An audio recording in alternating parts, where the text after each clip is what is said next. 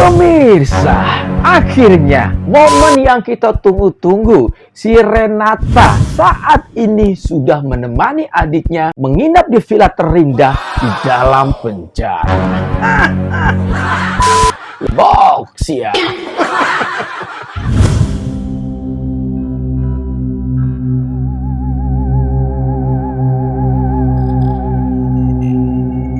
Seperti tak tahu malu pada saat kondisi adiknya sedang sekarat, seperti akan meninggal pada saat itu, Arsih dengan niat tulus dan baiknya, dia mencoba mengajak Renata untuk bersama-sama ke musola terdekat dari rumah sakit tersebut. Untuk hayo kita berdoa bersama-sama, daripada kita masih memikirkan rasa dendam dan rasa benci yang pada saat ini hal itu tidak sangat diperlukan oleh kita semua. Lebih baik kita doakan adikmu Rani saat ini agar bisa diselamatkan, dan juga satu lagi bersama jabang bayi bisa lolos dari sakratul maut yang akan menjemputnya. Tetapi para pemirsa, pada saat itu apa yang terjadi? Niat tulus Arsih yang pada saat itu betul-betul tulus. Justru yang awalnya dia sempat luluh hatinya melihat itikat baik Arsih pada saat itu. Bahkan tidak tanggung-tanggung para pemirsa, Arsih pada saat itu mencoba untuk berdoa dan juga mengaji, mendoakan agar keselamatan Rani sang musuhnya yang pada saat itu sedang mengalami sekarat para pemirsa, masih saja punya pemikiran yang begitu busuk di dalam dirinya. Dia tidak peduli sampai dia mengatakan, Arsih, walaupun kamu punya niatan baik untuk mendoakan adik saya, tetapi bukan berarti aku akan luluh dengan sikap kamu pada saat ini. Justru aku akan berusaha mencari cara kepada kamu dan keluarga kamu agar ikut merasakan penderitaan yang dialami oleh adik saya, Rani, saat ini. Tumila dasar. Tanpa berpikir apapun, niat Arsih sangat tulus dan tiba-tiba meledak. Si Ranikor langsung terselamatkan dari maut.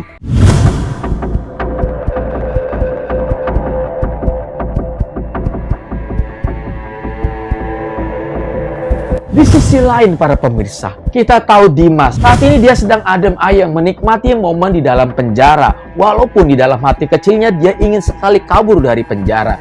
Tetapi sayangnya berkas-berkas atas kasus penculikan Dias sudah semakin lengkap dan pihak kepolisian mengajak Dimas untuk mengolah TKP di tempat kejadian perkara. Secara otomatis permasalahan ini menjadi merembet. Karena kita tahu semua, otak dari penculikan ini bukan hanya Dimas pada saat itu, tetapi ada sosok Ranikor dan juga satu orang lagi yang belum tersentuh dari pihak kepolisian.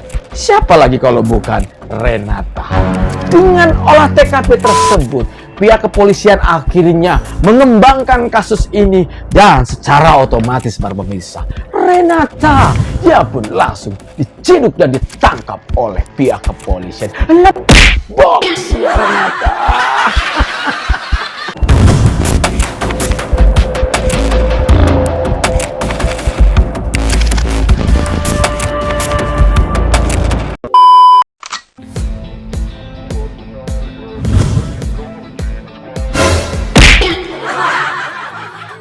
Assalamualaikum warahmatullahi wabarakatuh. Selamat datang lagi teman-teman. Apa kabar kalian semua? Semoga sehat selalu, panjang umur, banyak rezeki, dan selalu dimudahkan segala urusannya. Dan siapapun kalian yang nonton video ini, semoga doa saya yang terbaik buat kalian semuanya. Dan seperti biasa buat teman-teman semua yang mungkin baru pertama kali nonton di channel ini, saya ucapkan selamat datang buat kalian semuanya. Semoga tayangan ini bisa menghibur kalian. Dan sekali lagi, niat saya adalah menghibur kalian. Seperti biasa teman-teman, kita akan membahas alur cerita dari drama Series Amka di episode yang ke-72. Seperti biasa teman-teman, kita akan memulai cerita ini dari Iqbal dan juga Dias. Kita tahu bahwa mereka sedang kasmaran. Apapun yang mereka lakukan selalu terbayang-bayang dengan sosok pasangan mereka. Salah satunya adalah Dias pada saat itu. Mau tidur nggak tenang, mau ngapa-ngapain nggak tenang. Saking nggak tenangnya mungkin hatinya pada saat itu dia sampai curhat kepada ibunya.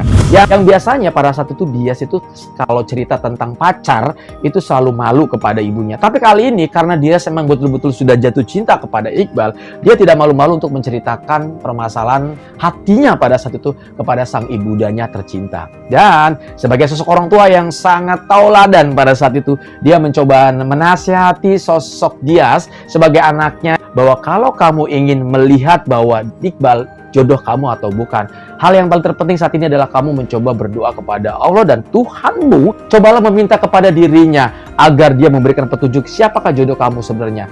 Apakah Iqbal atau bukan. Akhirnya Dias pun melakukan perkataan ibunya. Dia langsung mengambil wudhu dan juga melakukan aktivitas sholat yang disarankan oleh ibunya tersebut.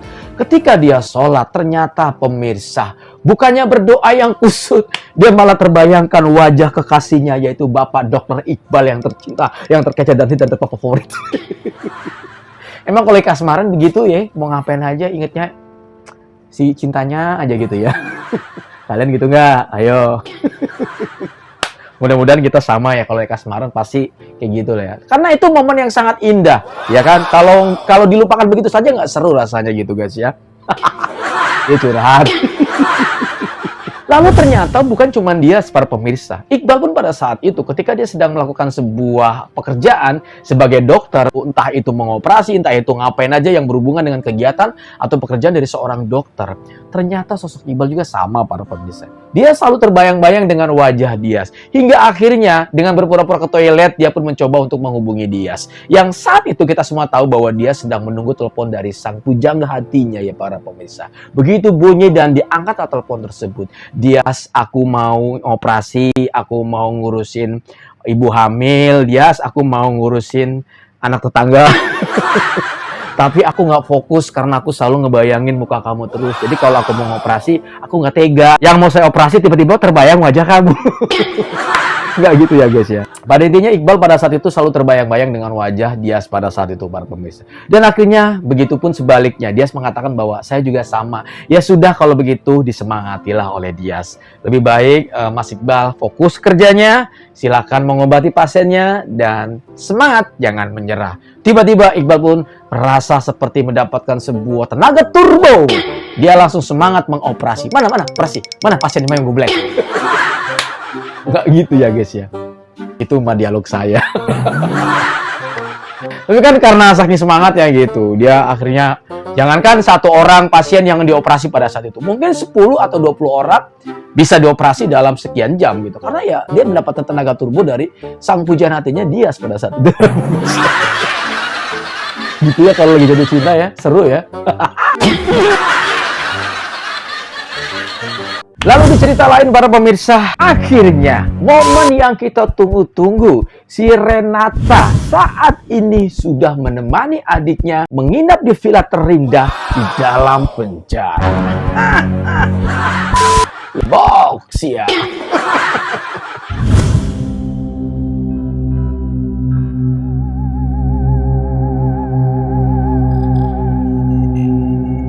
Seperti tak tahu malu pada saat kondisi adiknya sedang sekarat, seperti akan meninggal pada saat itu, Arsih dengan niat tulus dan baiknya, dia mencoba mengajak Renata untuk bersama-sama ke musola terdekat dari rumah sakit tersebut. Untuk hayo kita berdoa bersama-sama, daripada kita masih memikirkan rasa dendam dan rasa benci yang pada saat ini hal itu tidak sangat diperlukan oleh kita semua. Lebih baik kita doakan adikmu Rani saat ini agar bisa diselamatkan, dan juga satu lagi bersama jabang bayi bisa lolos dari sakratul maut yang akan menjemputnya. Tetapi para pemirsa pada saat itu apa yang terjadi? Niat tulus Arsih yang pada saat itu betul-betul tulus. Justru yang awalnya dia sempat luluh hatinya melihat itikat baik Arsih pada saat itu. Bahkan tidak tanggung-tanggung para pemirsa, Arsih pada saat itu mencoba untuk berdoa dan juga mengaji, mendoakan agar keselamatan Rani sang musuhnya yang pada saat itu sedang mengalami sekarat para pemirsa, masih saja punya pemikiran yang begitu busuk di dalam dirinya. Dia tidak peduli sampai dia mengatakan, Arsih, walaupun kamu punya niatan baik untuk mendoakan adik saya, tetapi bukan berarti aku akan luluh dengan sikap kamu pada saat ini. Justru aku akan berusaha mencari cara kepada kamu dan keluarga kamu agar ikut merasakan penderitaan yang dialami oleh adik saya Rani saat ini. Tumila dasar. tanpa berpikir apapun. Niat Arsy sangat tulus dan tiba-tiba meledak. Si Ranikor langsung terselamatkan dari maut.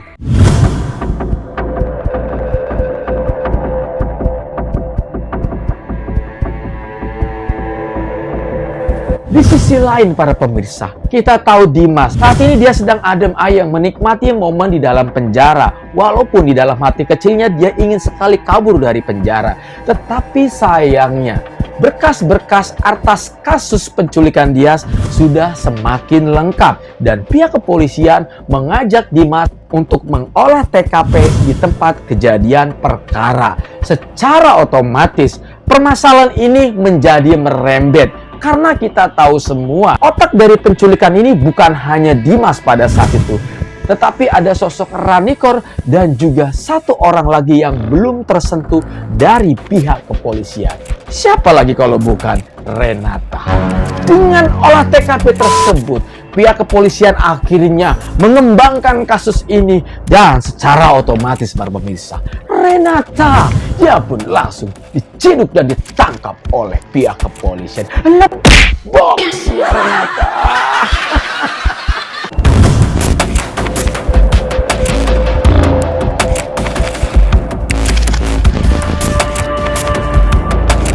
Oke guys, itulah adalah alur cerita dari drama Teller series Amka di episode yang ke-72. Semoga tayangan ini bisa menghibur kalian. Saya undur diri pamit. Assalamualaikum warahmatullahi wabarakatuh dan bye-bye.